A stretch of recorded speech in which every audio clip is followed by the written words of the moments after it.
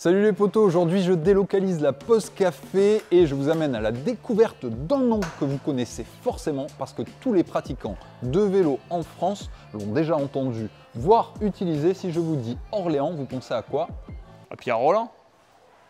Ça aurait pu marcher Pierrot, mais non, c'est bien Zefal chez qui on est aujourd'hui et dont on va visiter le site justement à côté d'Orléans où tu vis depuis longtemps. C'est vrai que ça marche, c'est pour ça que tu m'accompagnes d'ailleurs. Ça marche bien. Là, je suis en train d'assembler des petits garde-boue. Je vois ça. Je suis en période d'essai chez Zefal, mais on va voir s'il me garde. Je vois que tu n'as toujours pas trouvé ta reconversion, mais en tout cas, je me sers. en tout cas, c'est une idée. Et il n'y a pas que des garde-boue, il y a des bidons, il y a de la lubrification. Donc tu vois, tu peux encore tester pas mal de choses. Bref, on va aller voir ça tout de suite. Allez, on y va. Pierre, pour une fois, je passe devant. Je prends tarot. Ça me change du vélo. Bonjour Florian. Bonjour. Bonjour Pierre. Bonjour. Franck Palis, je suis directeur industriel du site. Bienvenue chez Zefal à Jargeau, à côté d'Orléans. Merci de nous accueillir. Site historique de Zefal. On produit 60% de nos produits dans cette usine. L'histoire de Zefal, ça a commencé en 1880. On peut retrouver sur cette collection d'affiches des fondateurs ou cofondateurs de l'entreprise, Octave Lapise et Eugène Christophe, d'anciens coureurs professionnels. Je vous propose de commencer la visite par l'arrivée des composants, matières premières. On va suivre le flux un petit peu le flux industriel de la fabrication. Eh bien, on te suit. Tu remarques les vitres fumées pour le soleil orléanais. Non. Je trouve que c'est la visite d'usine la plus champêtre que j'ai jamais faite. Ah, ici, ouais. Combien de bidons sortent de l'usine? Bah non, mais on va le découvrir aujourd'hui justement, Pierre. Un chiffre, donne-nous un chiffre, on va voir si... Il manque une unité de temps dans ta question. Par an, bien sûr, par an. Ça se compte en milliers, voire en millions. Ben allez, je un chiffre. me lance, Et après, moi je donne le mien et on voit qui est le plus près à la fin. Je me lance 500 000.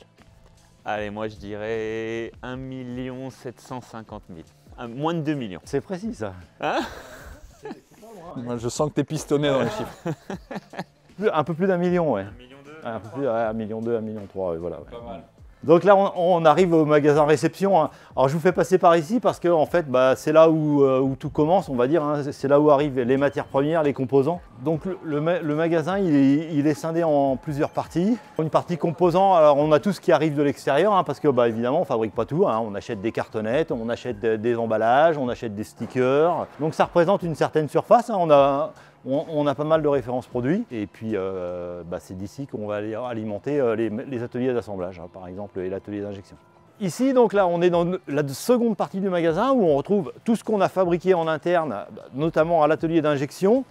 Et on est sur du produit semi-transformé, donc des pièces injectées, de la matière première, de la matière plastique, parce que on s'approche de l'atelier d'injection. Ici, on stocke quelques moules, les plus gros moules qu'on souhaite stocker à l'intérieur. Par exemple, un moule de cette taille-là, ça c'est un moule de garde-boue, typiquement un garde-boue VTT.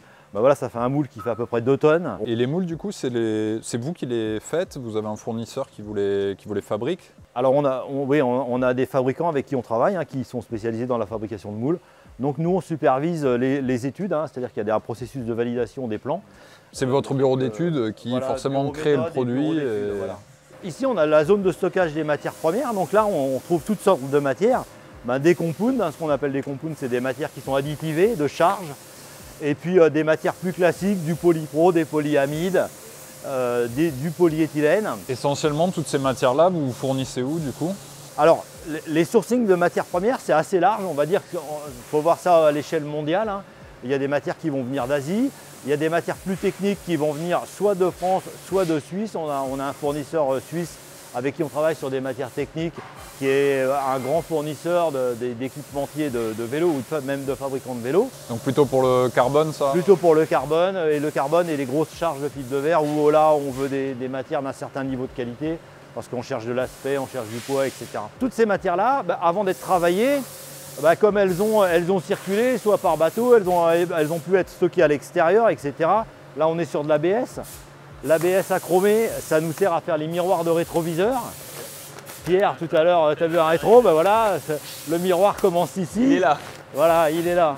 Ça part de là, l'attaque de Pierre Rolland. Voilà. J'aimerais que tu nous resitues un peu Zefal parce que tout le monde ne sait pas que c'est une entreprise qui a plus de 100 ans en réalité. Oui, Zefal, c'est une entreprise familiale. Donc le début de l'aventure Zefal, c'est 1880. 1880.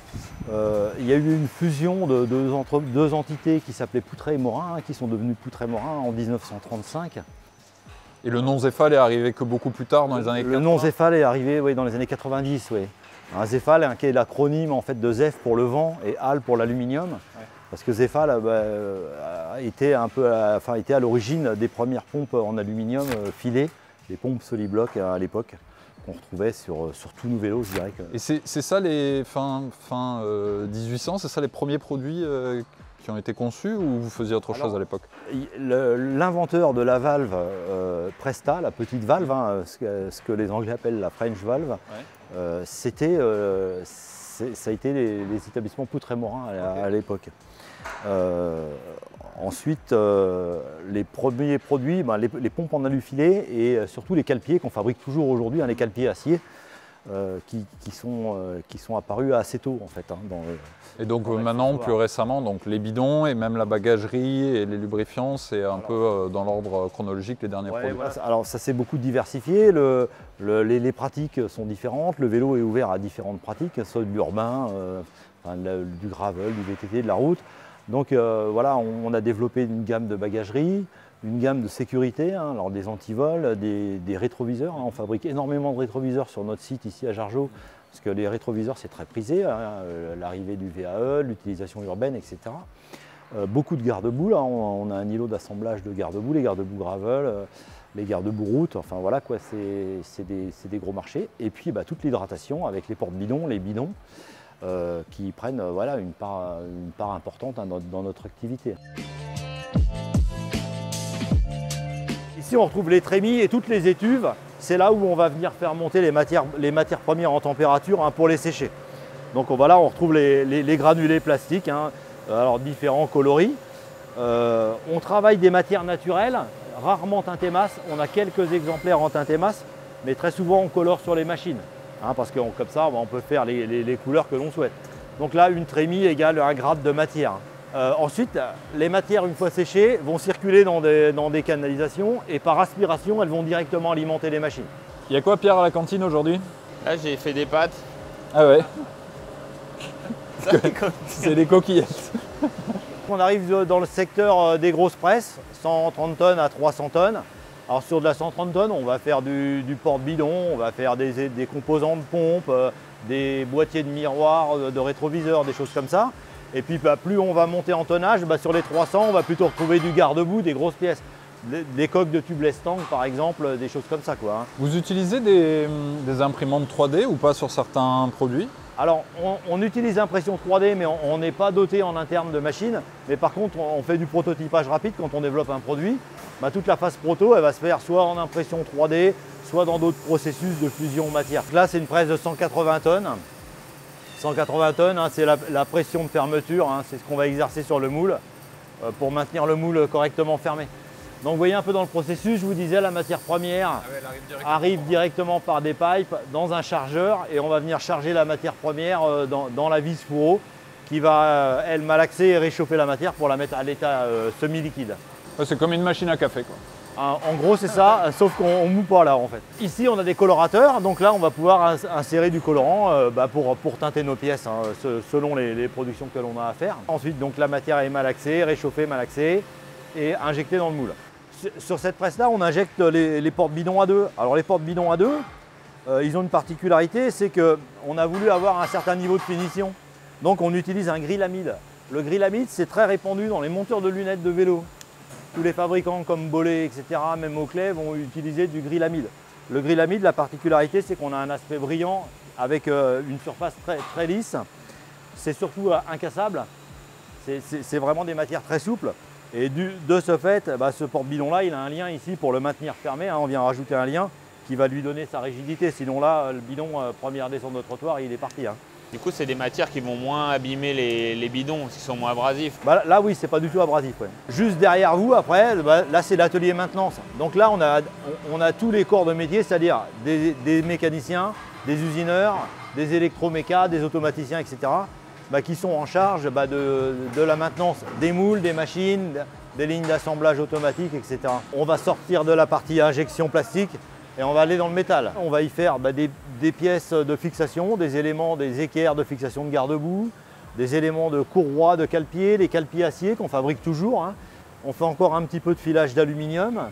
Donc là, on a une partie de petite presse d'emboutissage. Ça, c'est un flanc, ce qu'on appelle un flanc, c'est une tôle plate qui a déjà été découpée. En fait, ça, c'est un cale-pied acier avant sa mise en forme. Là, on retrouve là où il y a les deux trous qu'on va fixer sur la pédale et ensuite, on va venir le cintrer.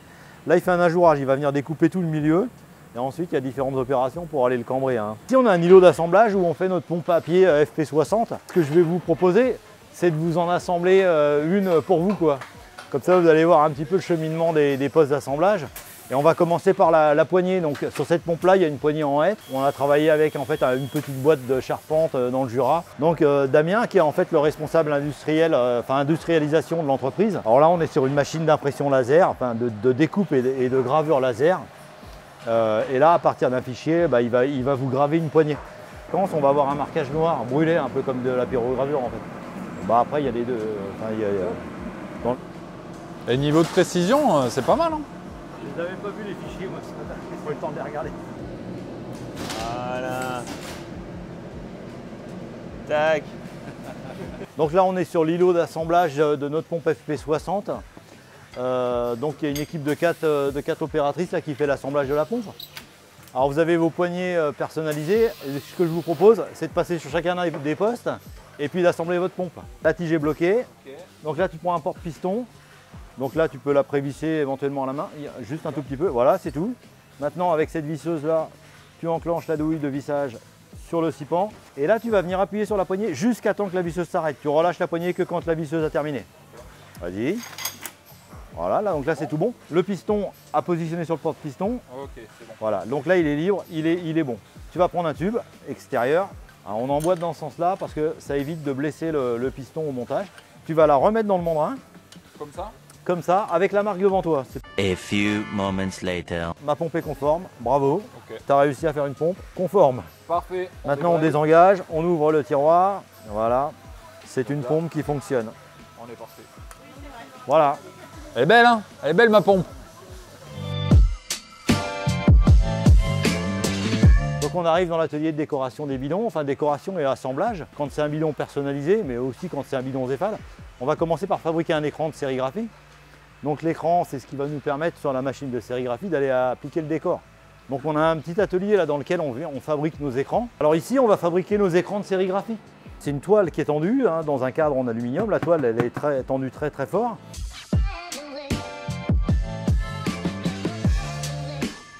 Le volume de personnalisation par rapport au volume de bidons en série. Ah, je pense que c'est plus de entre 80 et 90% de perso. Ah ouais? Ah ouais. C'est énorme. La perso, c'est un gros marché, la perso. Ouais. La personnalisation, c'est le futur du vélo. En amont du process d'assemblage, on va décorer les bidons, hein. On a une machine de couleurs. On fait des bidons jusqu'à 4 couleurs, hein, en passant 2 fois les bidons dans la machine. On est sur du Nakamura, une sérigraphie blanche. Bon, ça, c'est plutôt sympa à faire, avec un blanc couvrant. Là, en fait, Fernanda, l'opératrice, enfin la conductrice de la ligne même, elle va charger des bidons. Donc, elle a un petit check visuel pour voir si, voilà, s'il n'y a pas des défauts de marquage. Ça permet quand même d'avoir un petit peu un visu sur la qualité des bidons. Et puis la machine va charger automatiquement les couvercles et les tétines et les monter sur les couvercles et emballer les bidons. Là, on fait appel à différentes technos hein, qui sont la vision, l'intelligence artificielle, on a des opérations de contrôle, etc. Ah oui, en quoi elle intervient l'intelligence artificielle? Alors, en fait, on lui fait un apprentissage de qu'est-ce qu'est un bidon bien assemblé et qu'est-ce qu'est un bidon non conforme, mal assemblé. En fait, la particularité de cette machine, c'est que les bidons sortent en carton terminé. Okay. Donc le carton est fermé, on ne va pas le rouvrir. On veut s'assurer que ce qu'on met dans le carton est bien conforme. Alors on a le cancre là-bas, comme d'hab. C'est business. Qu'est-ce que tu as trouvé là-bas, toi? Quoi? Qu'est-ce que tu as trouvé là-bas? Oui, aujourd'hui, il n'y a qu'une machine comme ça. Ouais. Pour ça, on ne pourra pas tout vous montrer, il y a des secrets industriels derrière. Voilà. Donc ici, on arrive dans le secteur BE R&D. Donc c'est la matière grise des futurs produits Zefal. Ouais, c'est un petit peu un musée aussi. Voilà, c'est un petit peu un musée, c'est un petit peu l'endroit où on s'essaye un petit peu à tout, où on réfléchit, où on analyse les retours des commerciaux qui voyagent au travers le monde. Et où on développe nos produits et où là où on conçoit. Et ça travaille sur quoi justement comme futur produit actuellement? Alors actuellement, on travaille sur des projets de garde-boue, toujours des projets de garde-boue. Les garde-boue, ça évolue beaucoup, les VTT, les roues s'élargissent, etc., etc. Donc il y a une forte évolution. On sort des produits cette année et on va encore en sortir l'année prochaine sur des garde-boue VTT notamment. Des fixations aussi, on travaille sur des fixations de garde-boue. Aujourd'hui, on veut pouvoir mettre et enlever son garde-boue rapidement sans qu'il reste des appendices sur les vélos. Et puis pour la partie voyage à vélo et gravel, là on travaille un petit peu sur des porte-bagages allégés. On a tous connu le porte-bagages de la randonneuse, mais là aujourd'hui en gravel, on a un peu un intermédiaire entre le bikepacking et puis le bikepacking amélioré, où là on travaille sur des structures plus fines de porte-bagages qui soient plus visuels et moins invasifs. Pour conclure, Franck, j'y pense parce que je vois la map monde juste à côté. Zefal, aujourd'hui, vous exportez où? Alors aujourd'hui, Zefal, oui, on exporte dans le monde entier. Alors nos plus gros marchés sont situés quand même en Europe, l'Europe du Nord, le UK, toute la zone ibérique. Mais on va aussi exporter au Brésil, au Costa Rica, dans certains pays plus centraux, on va dire. On va jusqu'au Japon, en Australie. Enfin voilà, on est assez diversifié. Il y a quelques marchés en Afrique également. Finalement, en gros, c'est 60% de nos produits qui partent à l'export. Tout part d'ici.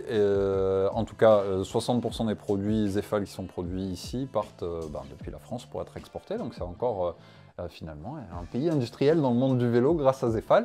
Je te propose qu'on aille retrouver Pierrot parce que je pense qu'il s'est perdu au montage de sa pompe. Je ne sais pas ce qu'il fait, il en passe un temps. Je peux en prendre une normale, peut-être pas celle que j'ai montée moi. C'est celle-là quand même. Merci Franck pour la visite, c'était un plaisir et super intéressant. Merci à vous deux, c'était sympa de vous recevoir. Merci beaucoup. Mon plaisir. Et puis tu vois, avec le soleil qu'il y a, Pierre, je peux aller rouler là. Ouais, voilà, c'est ce que j'allais te dire.